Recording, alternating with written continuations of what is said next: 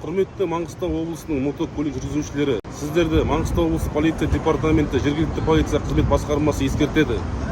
Жол жүру ережелерін қатаң сақтауды, арнайы мотошлемдерді киіп жүруді және түнгі уақытта жарық шағылыстырғыш жилеттеріңізді киіп жүруіңізді сұраймыз.